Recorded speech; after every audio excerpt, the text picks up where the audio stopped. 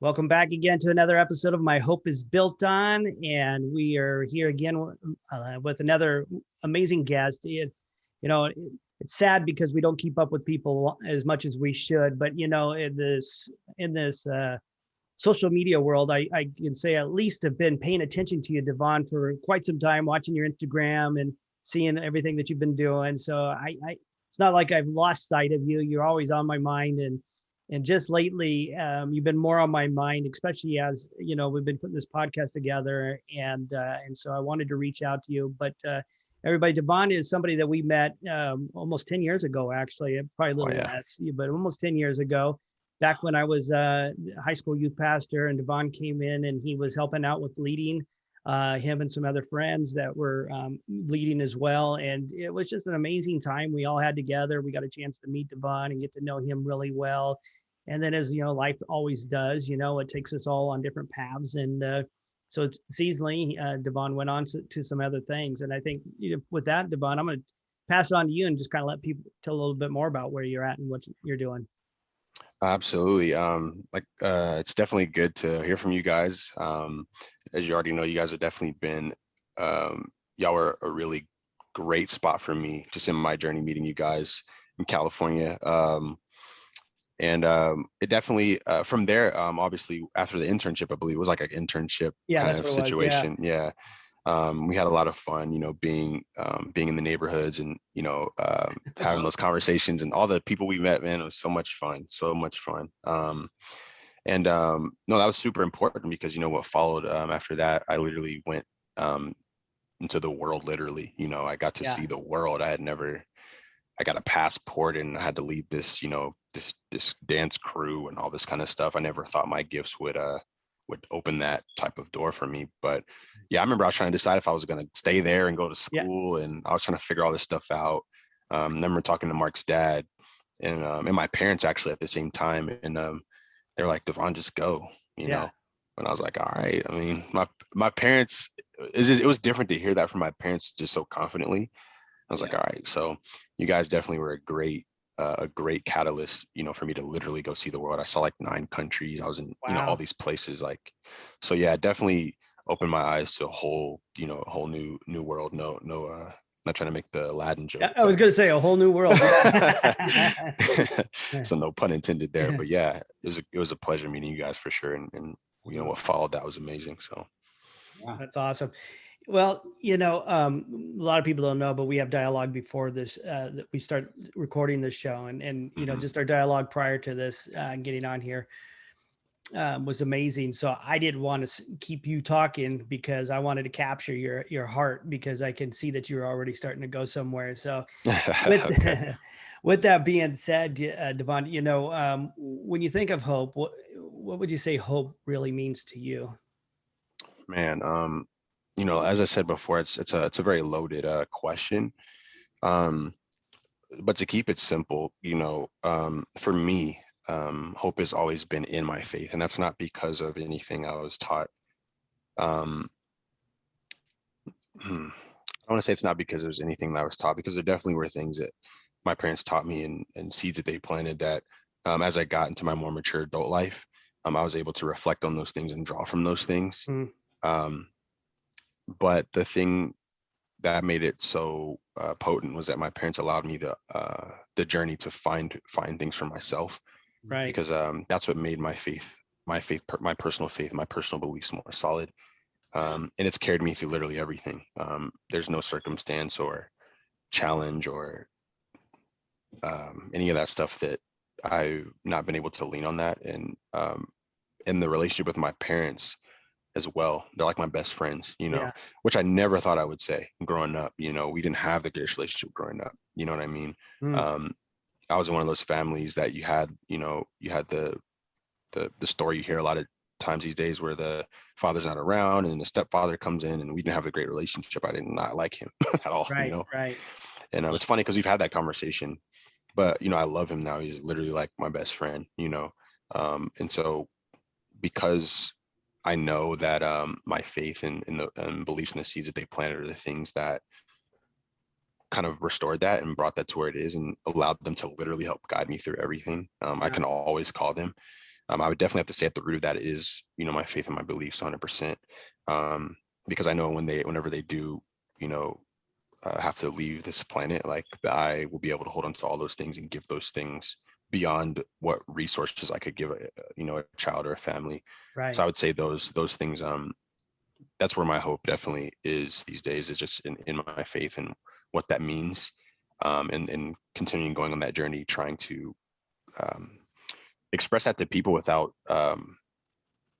preaching at people, just having conversations and really just walking with people, man, and being there for people and connecting to people, through whatever medium that is, whether it's something like this or, like I mentioned earlier, I do music and so these things are really great to just have these conversations and see where people are at. But yeah, that's where my hope is right now, I would say 100%.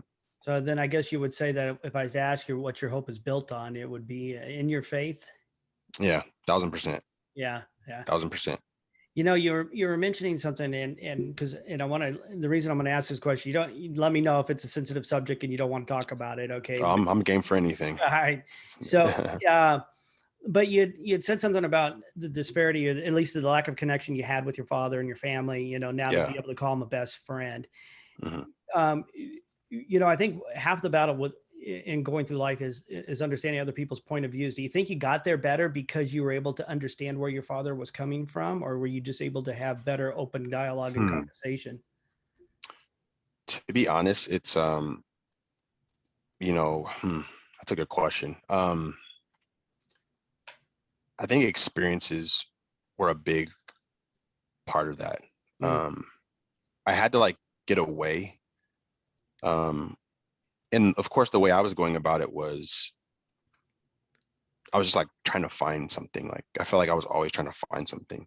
Right. And I just didn't know what it was, and I kind of realized I was trying to find myself, I didn't, when you're a kid and you go through these things, and you're actually dealing with abandonment, you're actually dealing with depression, you're actually dealing with a lot of these things that you don't know how to put a title to. Right. I didn't go to counseling or anything like that when I was a kid. And it's something my mom always tells me she wished she would have put me in. I'm like, no, do not apologize for that. You didn't know what to do. You did what you knew to do. And even though it's such a wild thing, because it's even though those decisions did affect me to a degree, it's that's the world, you're not going to make the perfect decisions all the time, even as a parent, Yeah. So I think experiences are what taught me a lot,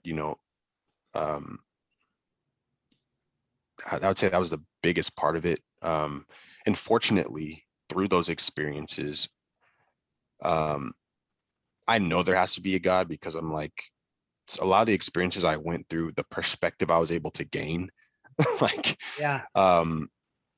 is wisdom way beyond me, and I can't even take credit for it. A lot of the conversations I have with people, they're like, Divonne, I don't know. They're like, man, how are you so smart? What trust me, I don't consider myself quote unquote smart at all.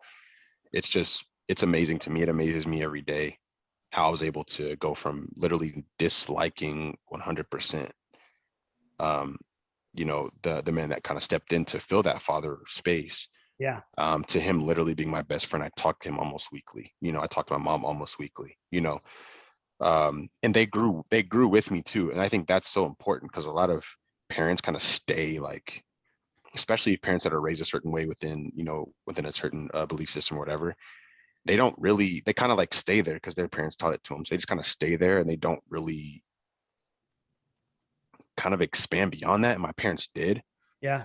They definitely stayed true to who they are and their core beliefs, which is important. But there's a lot of things that I had to grow up and unlearn, to get back to the truth, the actual truth of things. But yeah, experiences definitely are what led me to experiences. And then again, my faith, even though and the crazy part is I didn't always make the right decisions, Right. and I would never say I did. And to this day, I would never say I do, but there's something about, and I know you've walked this walk, so there's something about when you've kind of been you almost feel handpicked, or you just kind of know. Yeah. And I feel I've always been able to come back to that knowing. That's good. That's really good, Devon. You know, it was funny as you were talking. Do you, when you, after you kind of left home to kind of go figure things Mhm. out for yourself, were you at a good place faith wise, or was there a struggle there? I mean, so your hope had to have been a little bit different in that headspace. Yeah, so when I originally left home, no, actually, it was a fight. Me and my dad got in a fight, and he actually didn't kick me out, but I was like so mad. I tried to like make it seem that way, but Yeah. he didn't kick me out. But I ended up leaving the house and going like staying in this apartment with a friend of mine, and that was wow, I didn't even live far from them either. It was like right up the street. Yeah. It's so funny to Just think enough. about. Yeah, I was just like, yeah, I'll show you, I guess. But Exactly. so I go up the street, and I think I was at the time, I want to say I was maybe like 20 or something like that, because I tried to go into the Air Force, and I ended up getting some medical stuff that ended up happening in like my 4th week of basic. I was in medical hold for a while, and I came back. So I'd been gone for like 6 months, but I was back to square one. It was like which what's really for me, it kind of sucks. I was trying to get away from my parents, and they were actually proud that I was going to the Air Force. And I was just like Yeah. trying to Yeah. get away from. I was really actually trying to get away from them. But like I remember on my little dream sheet, I was trying to go to Spain. Like I was trying to get out of here, That's you know, funny. as far away as I could. So, but yeah, I ended up back in square one. Of course, being like that super like angsty like 20-year-old and thinking whatever I thought. And me and him not having a good relationship. We just butted heads on certain things. And I didn't even understand my emotions, which is crazy. Like I try to tell people all the time, like a lot of this stuff you have to, that's why parents are so important, because there's so many things I didn't even understand how to address, like emotionally, or I couldn't even talk about them. Like I could not talk about my emotions effectively at all. So um, yeah, I was not in a good place when I moved out of there, faith wise. And what's funny, before I actually came, uh, LA was the next place I went. Okay. Believe it or not. Yeah, LA was actually the next place I went. Because I was on my bed. I remember, I'll never forget. I was sitting on my bed, and I actually said a prayer. I was sitting on the edge of my bed, and it was just like rough. And I was just like, this is my prayer. And this is why people, man, we'll probably get into that at some point. But I literally sat, and this was my prayer. I kid you not. Because I had a Bible that was like next to my bed that I didn't really read a lot, Mm. but it was just always there. And I remember, I want to say it was like Genesis 50:20. I could be wrong, but like it stuck with me for some reason when I read it one time. But anyways, I remember sitting on the edge of my bed, and I was just like, I don't know what I'm doing. Mm. That's all I said. I was just Yeah. like, God, like I don't know what I'm doing. And if you know, then like help me. That's all I said is help me. I don't know what I'm doing. And I shed some tears, and I was just like, I don't know what I'm doing. I Yeah. wiped my tears and went to sleep. You know what I mean? And then ironically, my grandmother happened to have like all this money set aside. I'm like her favorite grandson. And she happened to have all this money like set aside. And I hit her up about the Dream Center actually. And I was like, I just want to kind of go see what this is. I need to figure something out. And yeah, she was like, well, I'll just wire you the money then. And I was like, what? It's like, yeah, I'll just wire you the money, man. Money then. And what she said to me was pretty key. She said, promise me you'll never get, like, you just won't give up. Like you won't quit is what she Right. told me. And I was like, of course I won't quit, you know? And it's crazy because I didn't realize what that meant in its totality. So like sitting here now, I'm 32, sitting here now, remembering what she said means a lot more than it meant in that moment. Because in that moment, you're thinking, okay, don't give up on this program or whatever, that I'm in or whatever. Right. Right. But then even after that program, it's like, there's like a path kind of set for me, through Mark, boom, to these people. And then those people, it was like this path to this, boom, stuff that I could never have orchestrated or organized or even, remotely put together, Right. So I think, that's what happened. I just literally, that was the prayer I said. It was nothing fancy at all. Sure. It's cool though, because prayers don't have to be complicated, right? And No, and no. and you want to know what the cool thing is, at least that I've learned over the course of my life, is it was a place of where you were basically at total surrender, because Yeah. you're saying, in and of myself, I can't do this. So God, Yeah. I need to trust you. And that's what you Yeah. did. And you know what he did? He showed you how to, because he he paved the way for you to transition to the Right. next season of your life, Yeah. which was really amazing, honestly. Now, so what people don't know is we were talking about this earlier. I know that you've had some struggles over your with your faith walk in terms of the church and things like that. And a lot of people Mhm. place their hope in church, right? Yes, they And do, or people. and one of the things I'm a firm believer. My hope isn't in church because church is full of broken people. So, Absolutely. and Mhm. I'm one of them. And Yeah. so, so that's why I need to have my hope in Jesus. But Mhm. you've actually gone through some really different experiences, if you will. I mean, and the Dream Center being probably one of the more dramatic experiences, I would think, Mhm. in some respects. Yeah. I mean, I went there, and I was still very much like I've always been like a to myself kind of guy. And you guys know that, like, I was still kind of like to myself, but Yeah. like I trusted you guys. So it was different. But I mean, even when you probably met me, I kind of was like, I was kind of Yeah. like in my own lane kind of. And I've always been like that. I'm like, to this day, I'm still like that in a lot of ways. But so yeah, when I went there, that's a very new experience in the fact that, like, I'm in California, somewhere I always like dreamed of going. First of all, I just Right. always wanted to go to California. And then on top of that, I'm going into this it's a group, all this group of young people that are just trying to figure it out. Some that have obviously already come from certain backgrounds and know what they're doing. Like, and I was just kind of like, I have a genuine understanding of like what my faith is, but I'm just trying to figure it out at this point. I just still didn't even know how to talk about my emotions, and still didn't even know who I really was, to Right. be Right. honest. So, um, but I will say that, like, just in my life, I've always had this, and I used to run from this, but I used to always have like just this leader kind of aura, if you will. And I used to not like it because I would just try to chill. Like, I was like, I don't want to, Yeah. I don't want to be that I just person. want to chill. I'm not trying Yeah. to be any of this stuff. Yeah. But and you guys have probably had these experiences in your life where something is always kind of ends up pushing you into these certain like positions, and you're like, dude, don't look over here. Like, I'm chilling. Like, but it just kind of happens that way. So the Dream Center was very much like that. I remember when I moved there, actually, I gave away all my like sneakers. 'Cause I was dancing before that. I gave away like all my sneakers, which I kind of think back to, I'm like, man, I could have made a lot of money Oh off a yeah, lot I of those know. sneakers. Yeah. That's crazy. um, I was like, man. But yeah, I gave away all these sneakers, and I also had kind of said to God, like, I'm not gonna really worry about these, because I was doing music really heavy before that, before I Yeah. said that prayer and everything. I was actually a managed artist and everything at that time. And I was just like, I'm not gonna do any of that. I'm just gonna figure this out. So I like moved all this stuff to the side.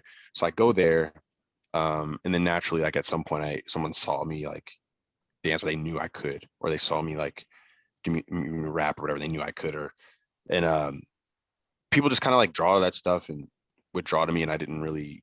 It was like, okay, but like, I just wasn't like trying to, but it kind of just happened that way. And so, um, so of course, you and there's a guy there, and I think he just left there, but his name was Sean. And he was like I guess the assistant to the director there.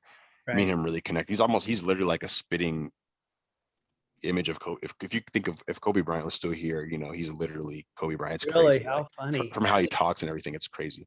Super inspirational all the time when he talks, and just like is always in that headspace, and super creative guy. So, and but he did a lot of the video stuff, and so we make these really epic like videos and all this kind of stuff. Is super cool.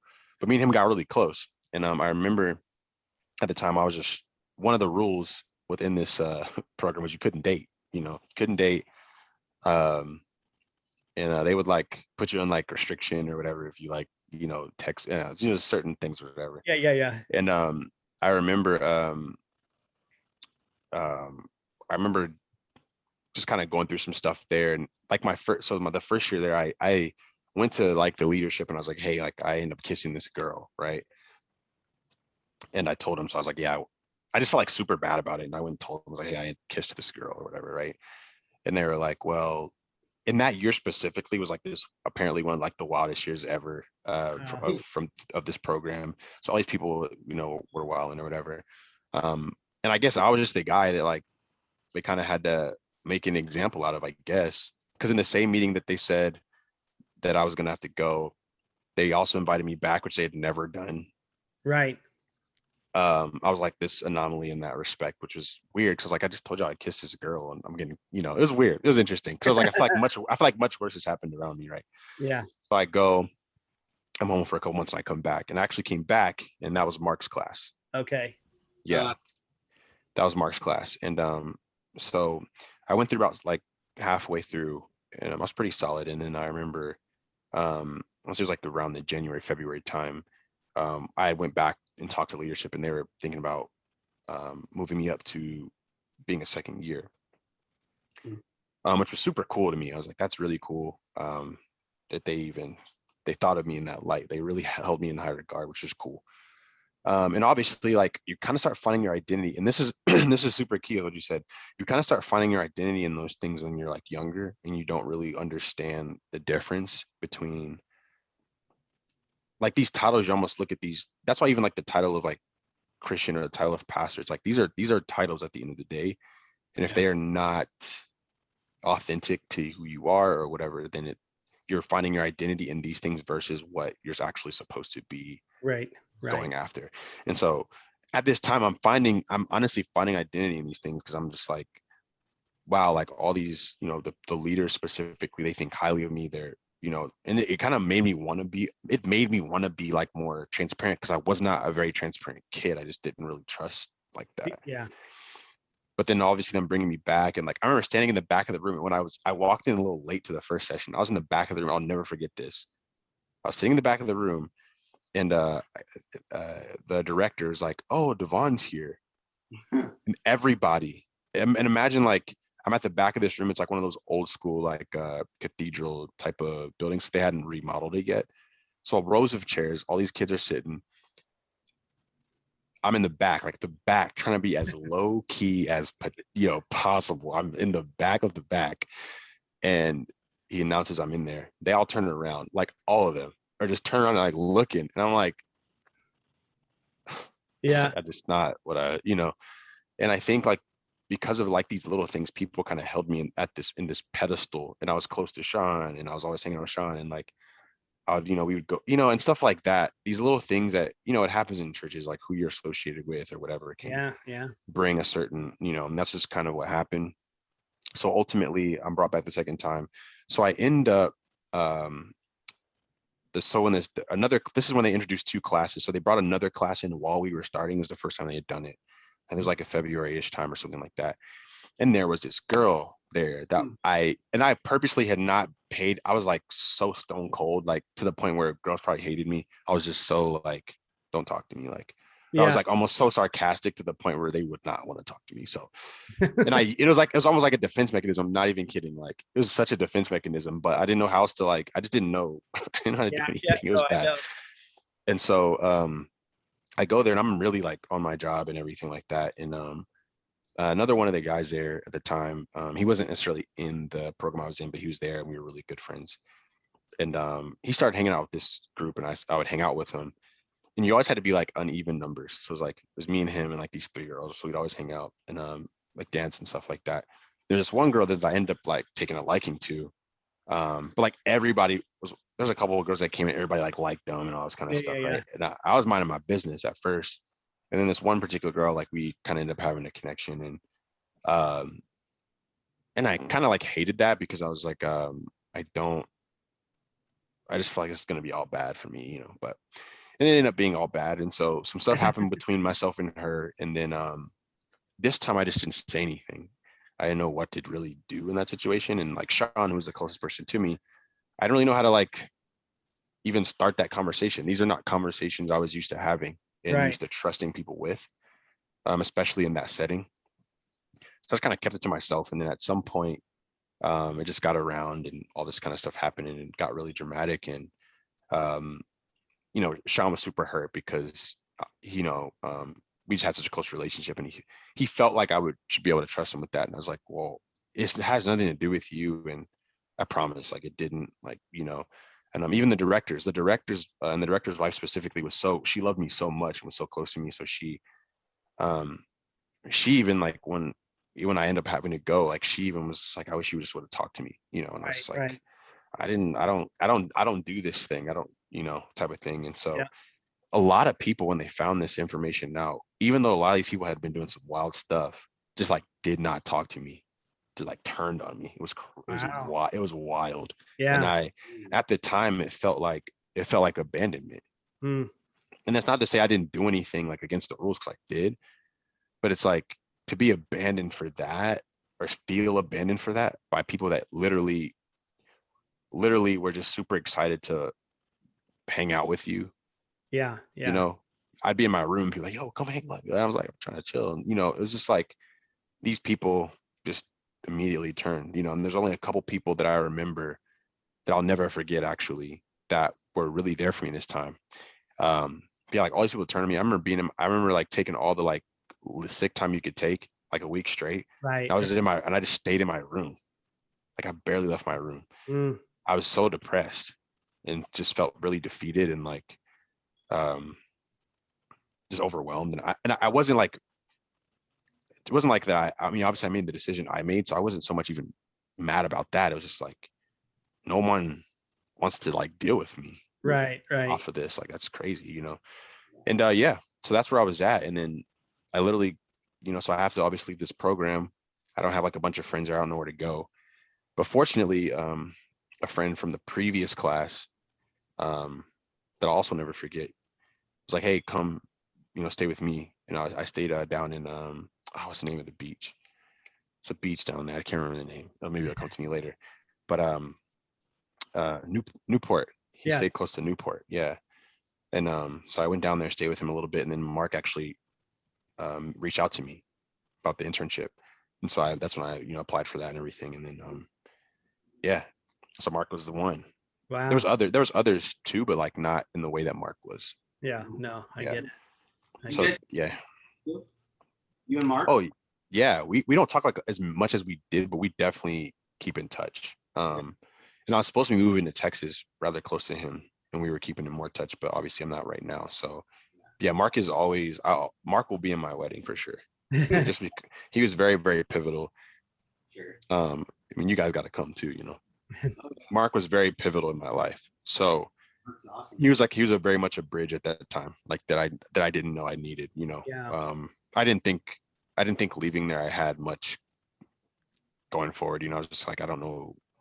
I guess I failed at this whole like be good thing. I don't know, you know. So I was just like, I didn't know what to really do next. So him kind of stepping in was like literally a bridge to everything else that happened. No joke. He was literally the guy that made that happen. Yeah, it's crazy.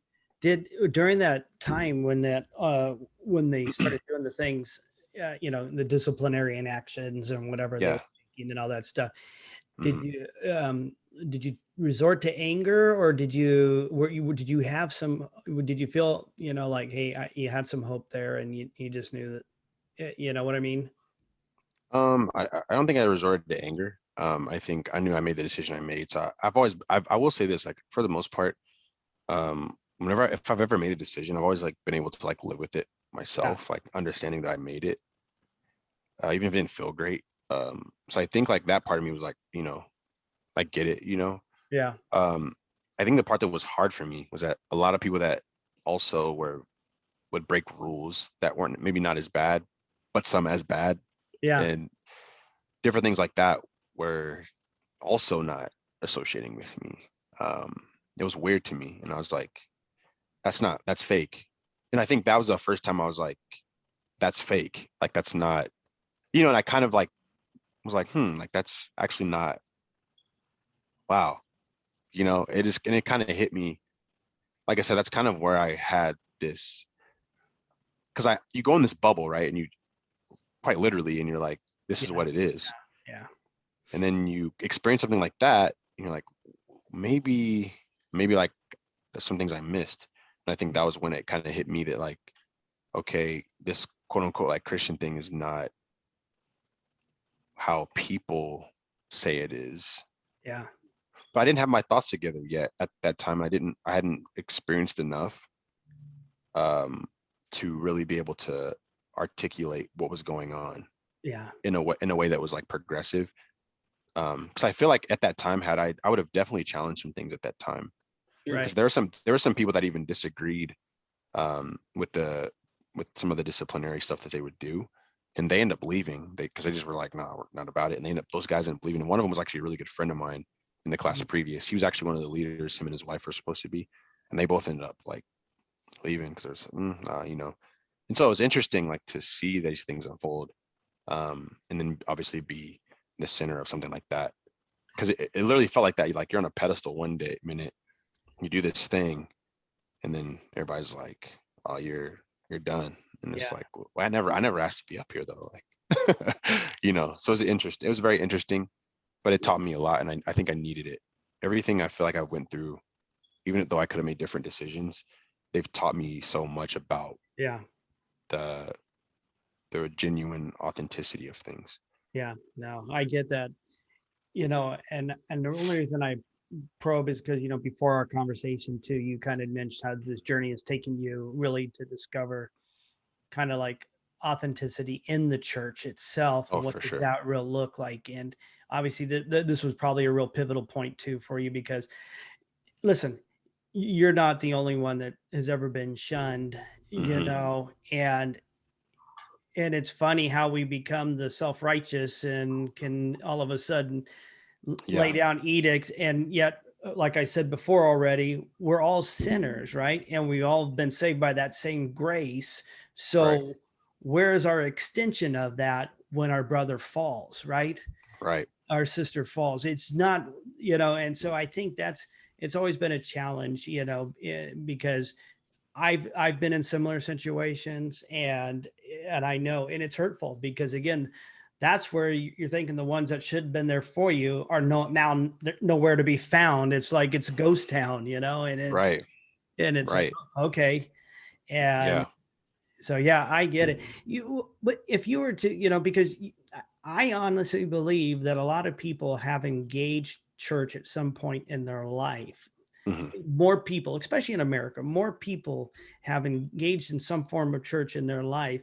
And it's because of a bad taste or an experience similar to what you've had has redirected them to kind of go a different direction, you know? And so there may be this, yeah, I still believe in God and I still believe he exists, but if that's what it's all about, I don't want to be a part of it, you know? Right. And so I think that's just a lack of maturity. Okay. At the same time, being mindful of like where these people are at, right? Fortunately for me, prior to me getting to that point, there was something in me that just knew God was real. Like I knew. Yeah. Like I just had certain experiences where I was like, he has to be like real. Like he just has to be. There's no way I would even be here, type of thing, you know. My life was just too like it just didn't make sense. There's no way I could have made sense of that. So for me, I had this like nothing else is as like true as this, right, as genuine as this, authentic as this. And ironically, that's what's kind of pushed me through my entire like life, was like looking for what was genuine and what was authentic, even in myself. Even in myself, you know, because we easily can, you know, put this you know, this not authentic version of ourselves out to people, right, because we don't know what that really looks like. And I think so. I think part of it is maturity, and then part of it is on us, or I guess those that believe, or those that call themselves Christians, or whatever they may label themselves. I think it is kind of on us in a sense too, because, you know, even like Gandhi said, you know, something about, you know, believers not looking like who they followed. Yeah. You know, Gandhi said that, you know, and this is an outsider, you know, as far as our belief system. Right. So I think it goes back to, you know, it's funny how like some of these scriptures that we, you know, read all the time, or that we say all the time, like the understanding of these, or the way people present them, is interesting, right? There's a scripture about a friend sticking closer than a brother. And a lot of my friends were not, that stuck closer than a brother, were not believers. And when I really like grasped, I was like, oh, so the prerequisite here for a friend is not that they are a pastor or this or that, or it's that they stick closer than a brother. Yeah. And notice it says closer than a brother.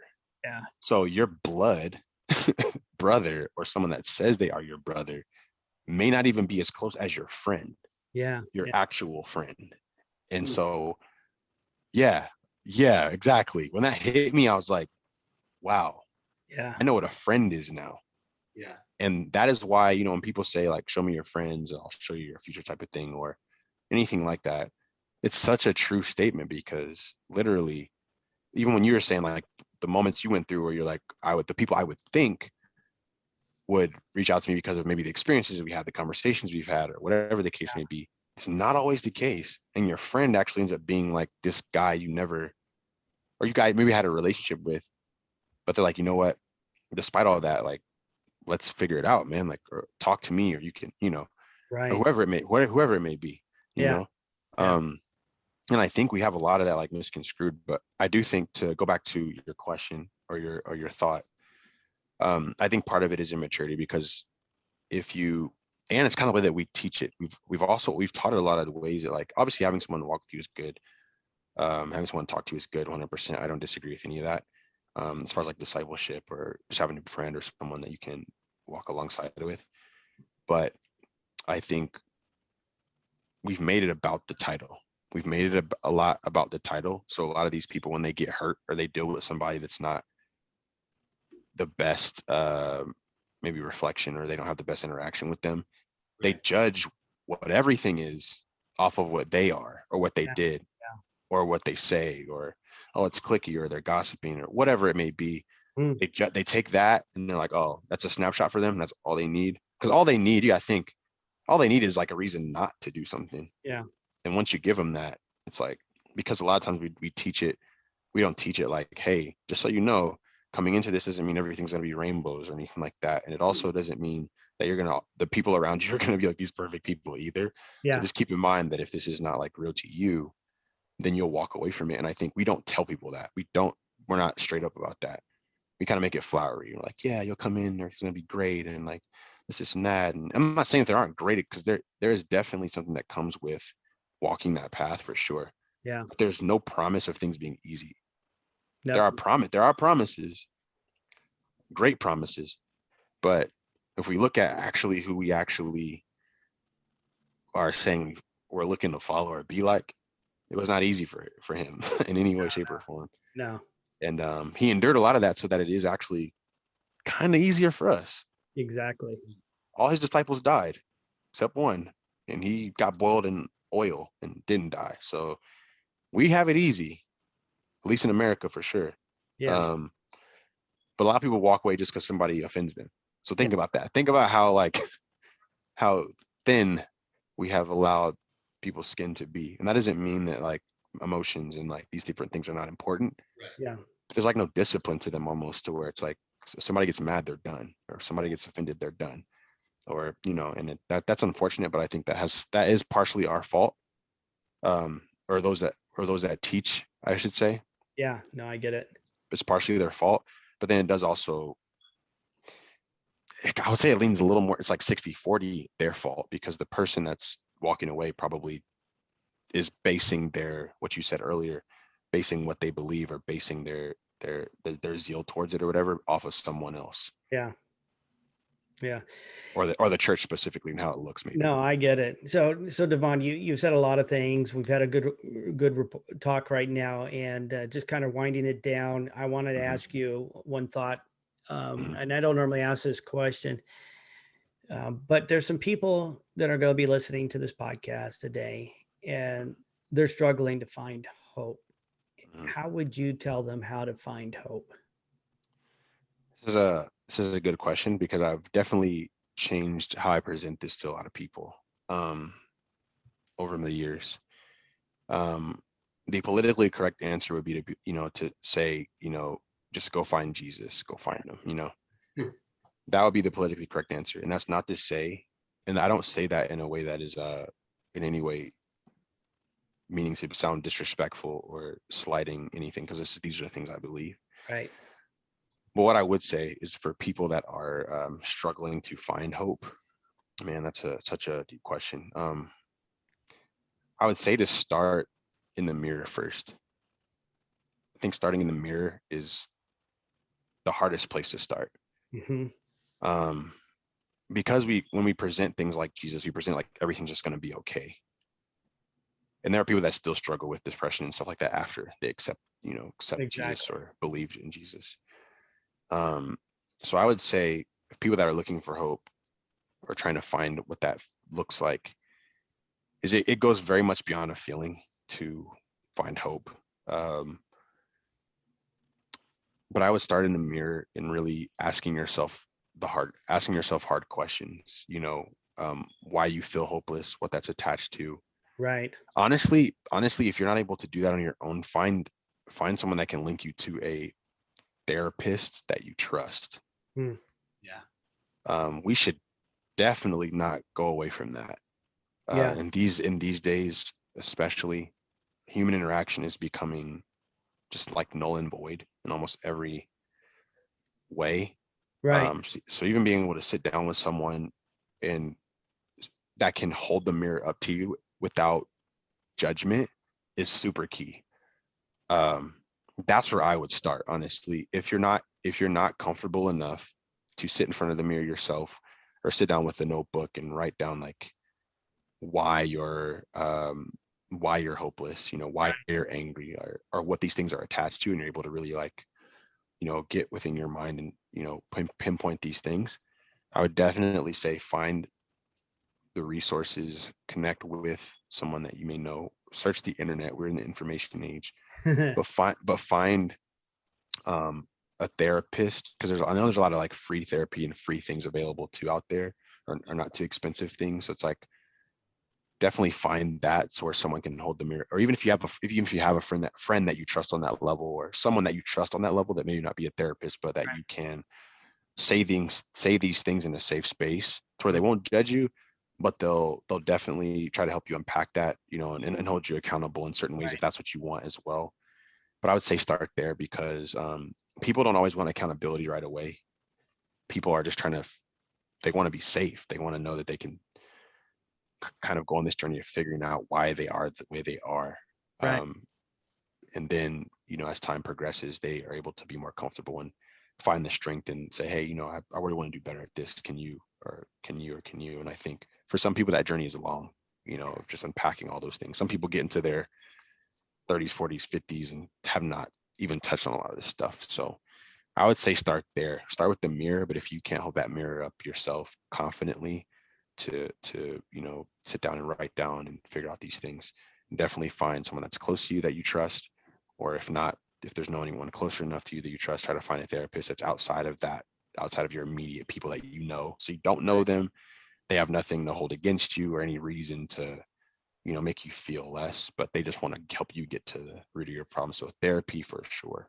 Okay. I would 100% recommend. Yeah. No. And then you can really, I think, wholeheartedly find something like Jesus for yourself. Yeah. That's what I believe. I'm not going to tell people what to believe. I'm not going to tell people where to go. But after that work is done, I would definitely say, study Jesus. Just study Jesus, the person. Study Jesus. Just study that. Yeah. Don't worry about the people associated with it. None of that. Study that. Yeah. Find someone that can guide you there. But start with yourself first, because I think we try to slap Jesus as a band-aid on stuff, and that's not. I don't think that's never been the intent. It's supposed to be like deep work there. So that's what I would say, man. It may not be the most scholarly answer, but hey, that's what I would say. No, it sounds good, man. And I really appreciate you taking the time to be this, Divonne. I definitely, as I'm sitting here talking about it and thinking what we were just talking about, I said, man, we can do another podcast just on church. For real, man.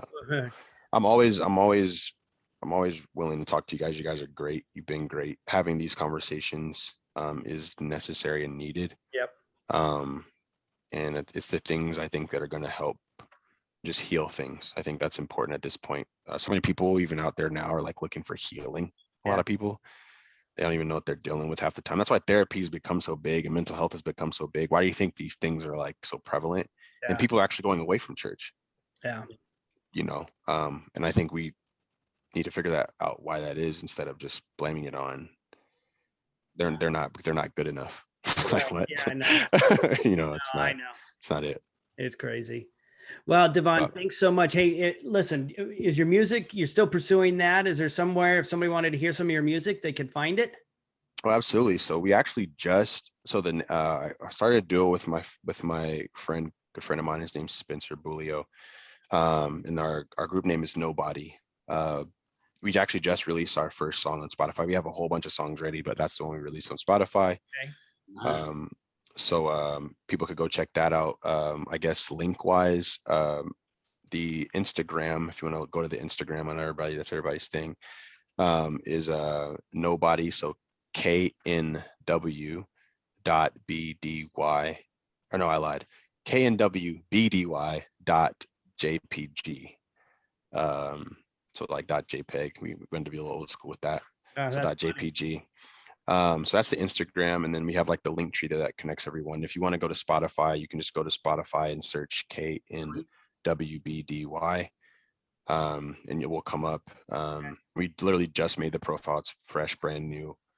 But yeah, people can listen to it, share it. Music's very conversational. You'll be able to hear it. Pretty good vibe. Right on. Yeah. Well, what I'll do is after all of this, I'll have you send me some stuff and then I'll post it on the link with this too. So it'll be in the bio Yeah. of this show. So if anybody needs it, Awesome. they can find it. And But I'm always again, willing to talk to people too. Like if people just Okay. want to talk and have a conversation and you do find me on Instagram or anything like that, I'll talk to you. Like I'm not above just talking to you, man. Like No, I no, know that's people out good. here just trying to talk to people. So I'm definitely down to just talk.